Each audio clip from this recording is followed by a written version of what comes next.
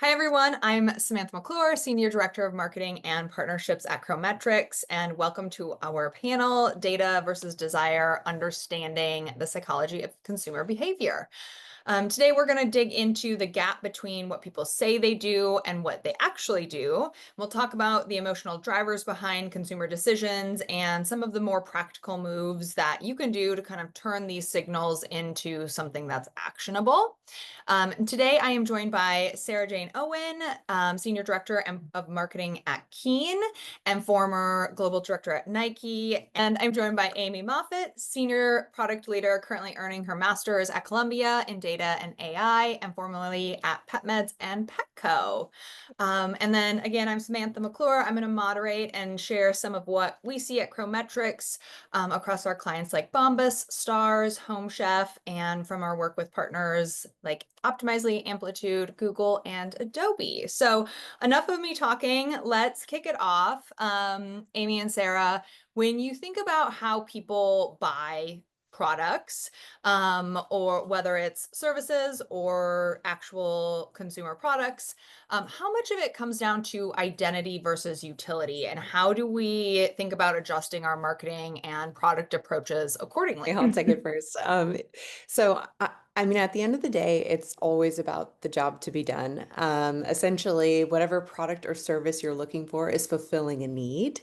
Um, but when it comes down to competition, like let's say there are multiple vendors or offers for that need or product, then that's when identity really becomes important, right? So it's the why behind coming to Pet Meds versus Petco versus Chewy, where that brand or identity really comes into play.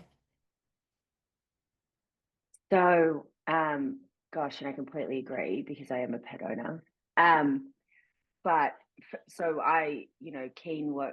Keen is an equal marketplace for psychics. And what I think is so interesting about us is that when people come to decide whether they want to use Keen or not, it is around either identity or utility. And a lot of it can be driven by, I want to be this person, I want to journal, and I want to drink more water, and I want to manifest. And I think that this is something that I need to do in order to achieve that perfect Instagrammable bio of myself, versus I am actually very in tune with this. I feel that this is something that I need spiritually or cosmically or for a deeper connection with myself. And I think that that's where we really play in this world of want versus need. And it becomes really challenging to feel really honest as a marketer as well when you are appealing to people in maybe a bit of a vulnerable state about their personal brand.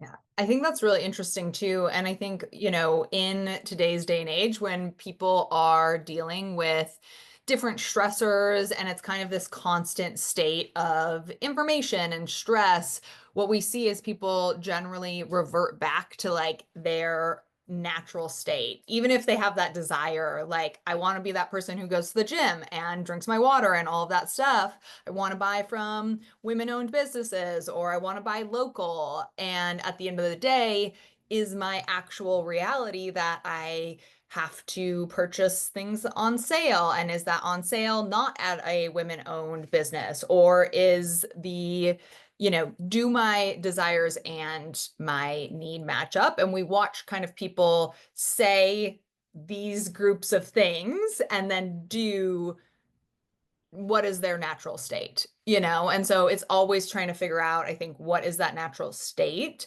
and how do you try to help them meet where they want to be, but in a place where they're actually at. I think it's really interesting because we're talking about, the two industries you all are in. We've talked about pet care and kind of like spiritual advising. And I think a lot of those places are places where emotions are involved.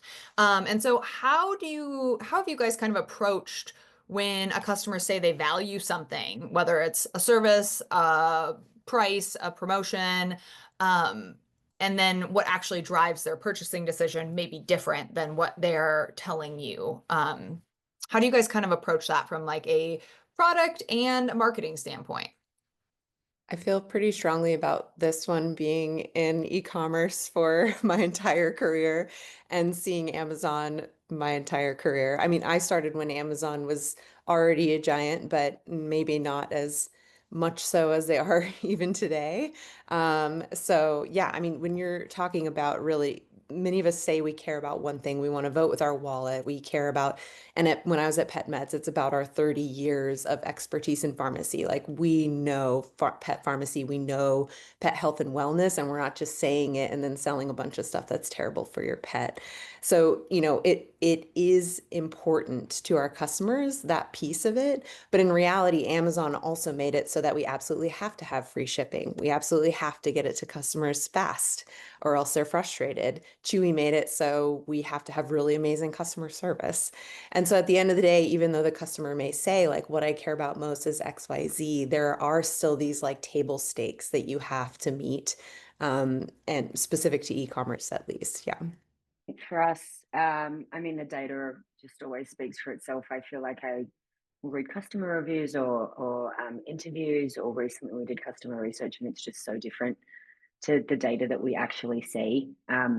We had a really interesting question recently asking customers how they classified themselves spiritually, and the answers were like here to here. So at the end of the day, for me, it's always what does the data say? And then if there is a little bit of confusion, we do so much A B testing.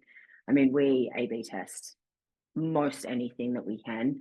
Our homepage is being A/B tested at the moment, so it is just anything that we can at any time to any consumer, because it's really the only way to validate the data. And you know, unless it's been tested, a lot of the time I'm not going to believe it. I think that's a really great point too. Like realistically, we start with the quantitative and fill in context with the qualitative versus beginning with the qualitative and then trying to figure out if the numbers match, right? I think the qualitative piece and those survey pieces are really important context for, especially when the numbers don't make sense. You really thought a test was going to go a certain way and then it just goes, which Samantha knows happens to me all the time. I'd like to say there's always like surefire winners, but customers surprise us. So it is helpful to start with the numbers, like you're saying, and then give that context in the qualitative data. I also think it's so interesting to retest things because of the macro environment that we are living in being kind of constantly changing, and somebody may have acted a certain way at a certain time. Like even the tests are really just a segment in time of that, and we're hoping that it extends, long term, and that decay is, small. But I think it's always also important for us to be looking at some of those things, what was working in the data, and if we're starting to see a deviation from that, to relook at those things and test those pieces. But I agree. I think I've done the qualitative and quantitative both ways. Sometimes when we're struggling to figure out like what to test, like what the data actually means, we kind of zoom out and use that qualitative data where somebody's saying, this checkout's confusing. Okay, great. Now we can kind of start there, but then what is the hypothesis? What is the test? And how do we test into what is a more clear checkout, for just an example? I kind of have a more tactical question for both of you. When you guys are building growth strategies, be it in marketing or product or data, how do you factor in kind of this unpredictability of human behavior? Is there something that you do to say like, great, we're going to test these things, but like knowing that a lot of the answers are to be determined, how do you factor that into your planning process? That's me. So I would say that for me, in terms of sort of growth strategies, and we work closely with an agency that manages a lot of manages our growth, but we do all of the creative in house, and a big part of it for us is really the creative and what isn't going to work based on new audiences and new platforms, and sort of specific groups that we might be going after, especially if we're looking at re-engagement or retargeting. The only thing that we can plan for is to have so much more creative than you thought that you would ever need, because you are going to need to cycle in so much more. I don't think for me really, and honestly, there is no other way for me to plan for it other than I'm going to need more time, more money, and more creative than I ever thought. Because if I'm going to consistently get thrown roadblocks or hurdles or um, theories that don't test up with what we're seeing. You're just constantly like, well, I need to throw something else out there. I need to iterate again. I need to try something new. So for me, the only way to plan for it is to plan for the complete unexpected, I would say. And that's really, really broad and gross, but I feel like that's why we're all so stressed all the time. There is definitely, we see similar things in online retail and pet pharmacy and all that good stuff too. It's like, it's about having some amount of structure. Like, you know your brand, you know your audience is the hope. And you create an idea of where you want to go, that roadmap based on those things.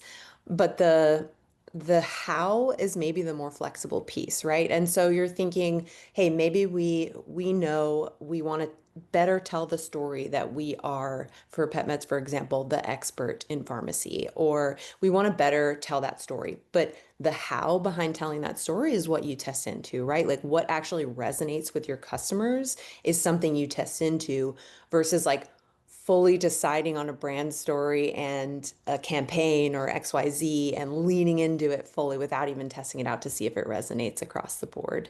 So it's kind of about creating that structure well enough to know where there are milestones you want to hit. You know, there are broader features that you're missing, gaps in technology, gaps in functionality on your website. But the like what exactly it should be or how it should function is the piece that you can kind of be a little bit more flexible with. Yeah, I totally agree with that. I think yeah, the why and being really, really stable, like why we are doing this and why our brand exists and why people come to us, obviously very, very stable, hopefully, or if it's shifting, test into that. But that kind of how. And sometimes I think also the what, like testing some different avenues, some different channels. And I think it's a very interesting in e-commerce and when you have like a high volume kind of service like you do, Sarah, you can get a lot of data quickly.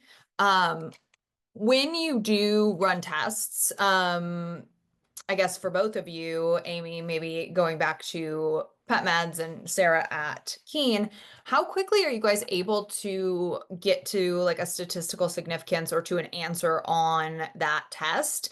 And then how fast do you kind of implement and then move on to the next thing?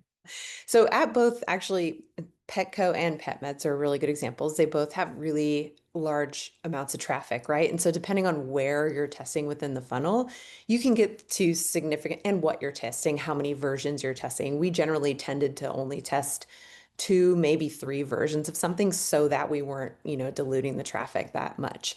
But you can get answers really quickly. And at the end of the day, we had to keep that mindset that like that's not the end, right? And Samantha, you were part of this as well. It's like, okay, maybe that version won, but why? And like what parts of it do we think had the most impact? And then how do we iterate?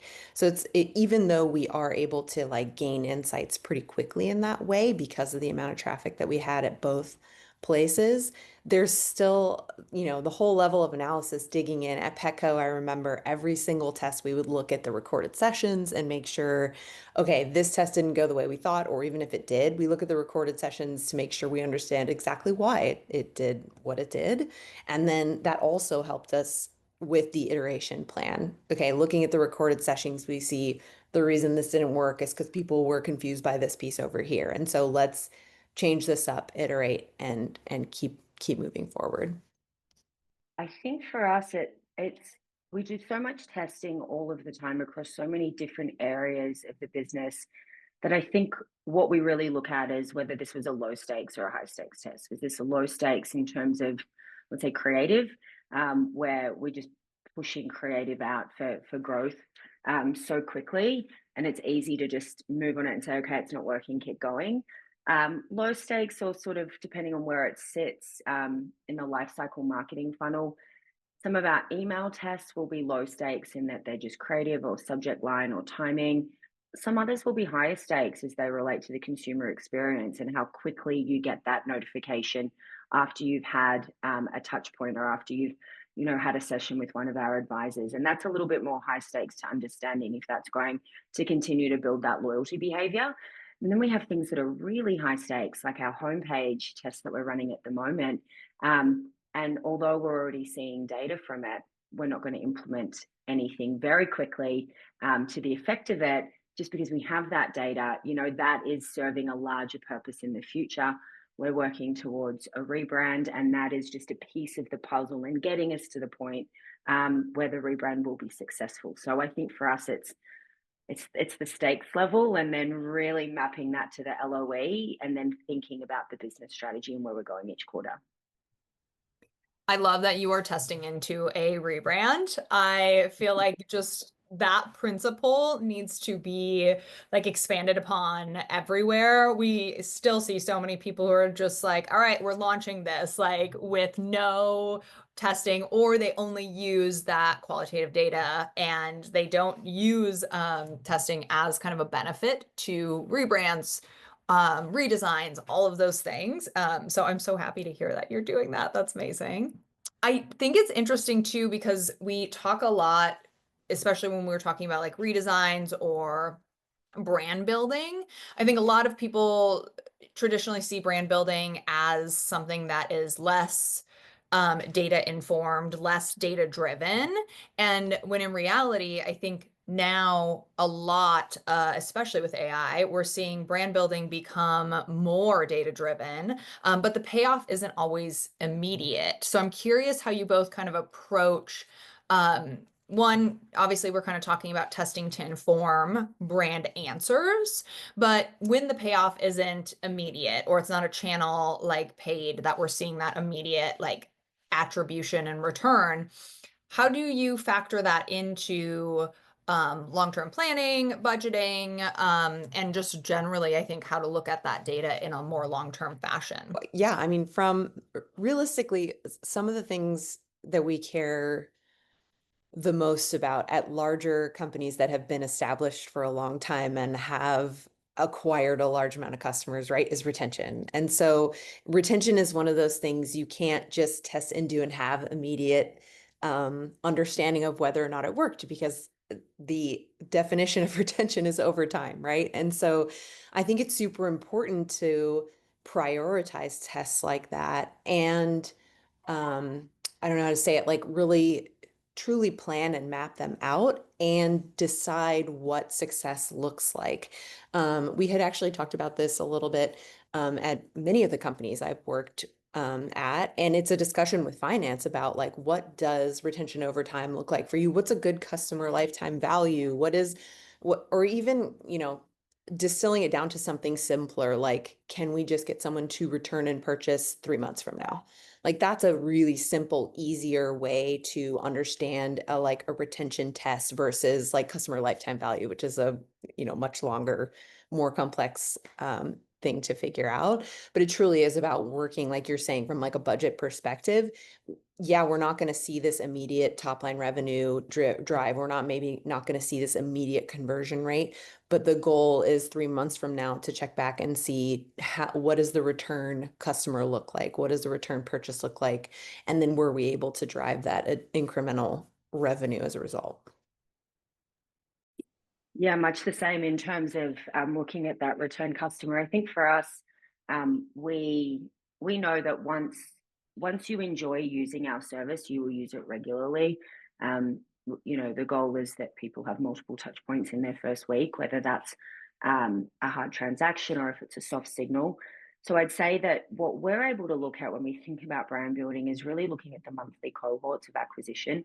I can see what changes my brand team made during that month that they were acquired, and then looking at that cohort, although a lot of it will be just very like kind of soft early signals, if we have changed all of the creative in our emails or we've updated new offers or deals, and we even have slight upticks, it's easy to see that we're heading in the right direction for this new cohort, because as we all know, brand building takes a lot of time. It is changing someone's behavior over an extended period of time. So for me, it's always looking at those new cohorts and thinking, if I'm training you on this behavior from the beginning, are you going to be easier to maintain long term? And compared to some of these other ones where our brand really dropped off on brand building the last few years. So there's a lot of disparity there between the groups, which is super interesting to look at. And I love that note as well. And it really relates to the point about planning. Because what is interesting to me, I've worked at a lot of larger companies, I've worked at a lot of startups, and some of the larger companies maybe don't have the level of data or the level of structured data. Like, right, they have tons of data, but they don't necessarily know how to get to that exact data point of like what cohort is this? This is the cohort of people who signed up within this time period, which relates to this promotion that we ran. The ability to track cohorts, is something you have to plan. And I think that's something that's easily missed. Yes, and I'm very thankful for our data and analytics team. I'll shout out to them. And I can tell you that in my time at a much larger company at Nike, I don't think I'd ever heard of it. I mean, I just didn't even see the level of data that I see now. I think that was probably in a different team in a different building on the other side of campus. So, yeah, I think it's wild when you look at larger companies and if you ever get the opportunity to like see under the hood and you're like, wait, I thought this company had so much data on me. And I think Amy, to your point, a lot of the time they have it, it's just not actionable. But I think that is always shocking to me as you kind of like look at larger companies. I'm curious and maybe you guys don't have the answer if you just ask, if you have requests into your data and analytics folks, but are there platforms that I think from each of you guys, your experience are easy to use from a data perspective to pull information to get items for product or marketing or planning? Or are you really kind of breaking down those silos and working with in other teams to get that information? Everywhere I've been has been completely different from the next. So, I will say every single one of them, whether it's a startup or a giant $4 billion company, has data in many, many places. And I wouldn't say I've found a platform that's like, wow, this is the easiest thing I've ever used necessarily, right? I mean, obviously, Optimizely, super easy to use. I understand the output, I understand all that good stuff. Google Analytics used to be easy to use. It is not anymore. The engineers took over and made their own updates. But yeah, I think I have come across some tools recently that I thought were pretty incredible, and I'm trying to remember. Hopefully, I'll remember, and you could edit it in. Amplitude is one of them. So it's the kind of tool where so Google Analytics is based on tagging, right? And so you have to manually say what these events are and manually tag each one. And then it's all about managing those tags going forward. And it becomes really complex of like, what do you want to track? What's important? Every time you make a change to the product page, for example, you have to change all the tagging. So like Amplitude is one of those tools, I believe, where it sets up these events are already pre-tracked, and all you have to do is like decide that's the event you want to look at, and it has the data from the moment you set up Amplitude. So whereas Google Analytics, you have to set up the tag on day one and you only have data going forward, there are tools out there like Amplitude and others that I can't remember the name of, that you can actually just the moment you turn it on, you implement one tag and it's tracking every possible event on your site. I think those are the kind of tools that I would want going forward at my next job. But realistically, like, these companies that have been, I'm sure Nike is the same, companies that have been around for a long time have tools they've been using for a long time, and they kind of want to shoehorn in all the other tools either on top of it or in addition to it, which can be kind of hard. yeah. And I think in addition to that is the amount of um, house-made tools. I mean, the amount of house-made tools that are to connect this and this and this and this, and then they're older. And, I think that I've seen that most places that I've ended up working. I would say as well that, oh, sorry, oh, I hope that didn't beep and you don't have to block that out. Um, so for us at the moment, I work somewhere where we have probably the most amount of data that I've literally ever seen in my life, to the point that it's unmanageable sometimes because there's just so much of it. We have a fantastic data and analytics team who serve the entire org. Um, they have built out hundreds of Tableau boards that are just fantastic, that are really hooked into our back end. And so, really, for me, where I find it tricky is I spend most of my time in iterable. Iterable has some decent fields and events. Their on-site reporting dashboard, I'd lean into Tableau over that. What we also do is we pair Tableau with Mixpanel. So really between the two, between Mixpanel and Tableau, I can really see quite anything I need to see. The issue is I am not a Tableau genius by any means, and that's where I end up needing support. But I think it's just house-made tools, and then really for us having this repository where we have all of our revenue data go into Tableau as well really, really helps. It is the central resource, it's the most trusted resource, and then you can go off to other areas to sort of supplement those numbers. Where I'm really hoping that Gen AI gets us to a better tool is this unstructured, like free form text data, right? So like customer care is a really good example of a place where we desperately need to know exactly why, what are the top reasons our customers are contacting us. We want to not only reduce that contact because it reduces our business costs, but also because we want our customers to have a good experience, and having to call into customer care is not a very good experience, right? So like it would be incredibly helpful to have a better tool there. I think there are things we can do to make it more structured, like, having the call center folks like choose from a structured drop down exactly why the customer's calling in. But even then, it's not very robust data at that point, right? So I'm excited for better tools to come out of this explosion of generative AI is the hope. I also hope that. I think it's also a lot of the AI tools within all of these different platforms are making it more apparent when companies have really badly structured data, because then you're now the context that you're feeding these, generative AI tools, whether it's in platform or, you're exporting and using something else, you are getting just like trash back because it's like, trash is in, kind of coming back out. And so I think it's really highlighting too for orgs of all sizes, like, hey, it's really important that not only do we have as much data as we can, but also that it's good and it's structured. And if it's not, to your point, Amy, hopefully there's advancements that can kind of take that more unstructured data and start pulling out themes and start pulling out more usable information in a way that's actionable. Also, I have a question for both of you, being at organizations of different sizes, knowing that a lot of organizations get really siloed, and whether it's a test learning or a plan or anything of that sort, how do you kind of approach breaking down those silos to, one, start to work across org? You bring in finance, you bring in all of these people to align on those KPIs, but also to share out and kind of extend those, whether it be test learnings, creative learnings, content learnings within email. How do you guys, how would you approach breaking down internal silos at, I would say, organizations that are a little bit larger, being probably more of that struggle?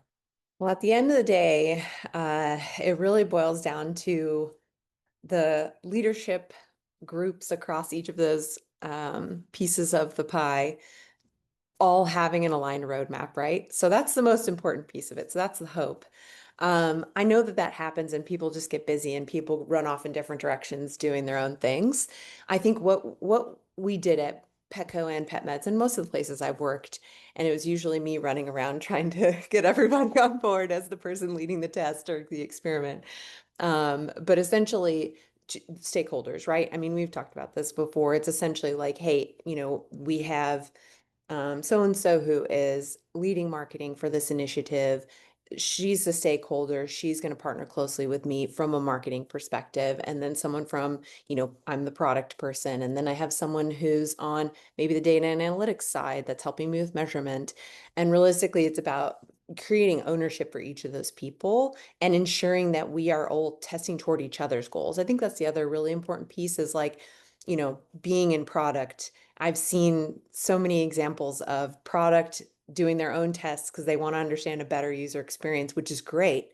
But at the end of the day, like you see one tiny little change in a promotional message or one tiny little change in the marketing mix or channel mix, and it completely blows up all of your metrics because realistically, at the end of the day, like your audience and that traffic source and the messaging that's happening across the site has such an like greater impact than really any tiny little feature change because customers are really persistent. I've especially found that on like higher need platforms like we have for pet medication, customers are incredibly persistent. So it becomes really important to have that stakeholder on the content side, on the marketing side, that's aligned with you on like what are the goals of this test? What are we trying to test into?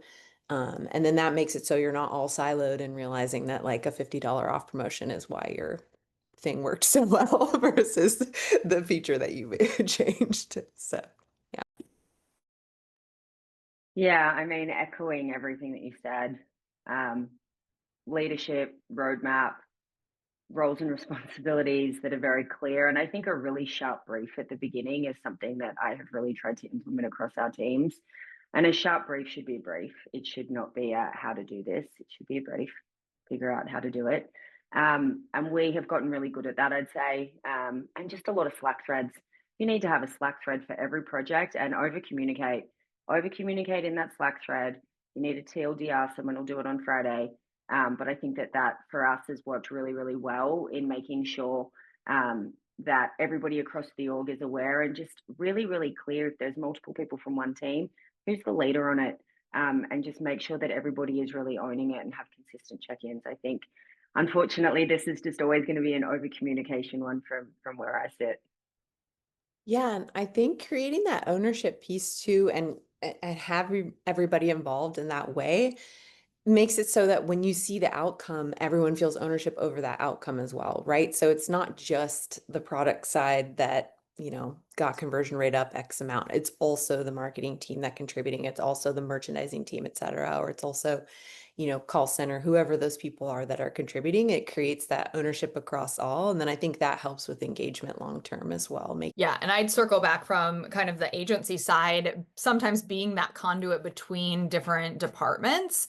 I like what you both said, over communication. I think that's like making sure that everybody knows what's happening is obviously key. And then aligning on that KPI, kind of bringing back what Amy, I think you said earlier, into this ownership piece, like who's owning it, but also what is that shared KPI that when we do or do not hit it, if we do hit it, is that, something that everybody's excited about, or is that something only product or only the agency or only marketing is excited about? And making sure that we're aligned so that when everybody's kind of pushing towards this one single goal, when we get there, everybody's really happy versus, one department or another. If you were talking to just anybody within the marketing or product realm and they were getting different messaging from qualitative and quantitative data and they didn't know where to start, where's the top place you would say start here? And then what are your maybe top three just recommendations on how to deal with that in general? I think, well, Sarah, I saw you come off mute. Do you have an idea? I was just going to say I want to test it all over again. If I, I'm just going to test everything all over again, and I'm really going to drill it down to what those kind of top insights are that are conflicting, and I'm going to run them against each other. And I'm going to continue to do that in little subsets until I get down to really sharp what that one thing is. I will just iterate and iterate and iterate because we know how these things go. Um, Sometimes the same test can produce very different results depending on a multitude of factors. And so for me, it'll just be to continue running it until I have a firm number. Totally agree with that. I think it all starts with what is the problem you're trying to solve. And I think that will help you better understand, if the qualitative data is telling you something completely different from the quantitative, let's, focus on the problem we're trying to solve. And maybe we had too many pieces that were different at once. So I think, Sarah, you mentioned like break it down, test little things against each other. Maybe we had changed 5 things that we didn't realize, 3 of those were actually pretty big changes. And that's why it's telling us different things and we're not really sure why it says what it says. So yeah, just starting with the problem you want to solve and figuring out from there. Awesome. And I would add the kind of last thing that I would add on to that is to try and tie your test idea or your hypothesis to a behavioral science principle. Like, are we talking about like loss aversion or cognitive load, or what is kind of to your problem statement? And so that when you test something and when it wins or loses, you have a little bit more of an understanding of the why behind it. Did you reduce that cognitive load and that increased the conversion rate on that page? And if we can kind of tie it back to not everything's a psychological principle or a behavioral piece, but a lot of it is. And can we affect consumers' behavior based on some of the things that we're doing? As simple or as complicated as, full copy changes, or sometimes it's just like symmetrical messaging between ads, landing pages, and then email. Like if we're all saying the same thing, we've seen massive lifts from just small changes across a customer journey like that. So I think I love that the takeaway here has been like, just test it, just test everything and all the time from creative to um, literally everything, because especially in today's, I feel like here's a chat GPT-ism. In today's super complex world, we truly do have access in digital to so many things, and being able to A/B test, ABCD test these things is really, at the end of the day, the only way that we truly know what somebody's going to do versus what they kind of tell us. Yes, and I would say actually invest in a recording session device if you can as well. I know not everyone has the money for that, but like if you're looking at your website and you have no idea why the data says what it is, if you go look at some recordings of sessions of people who went through that experience, it is incredibly insightful.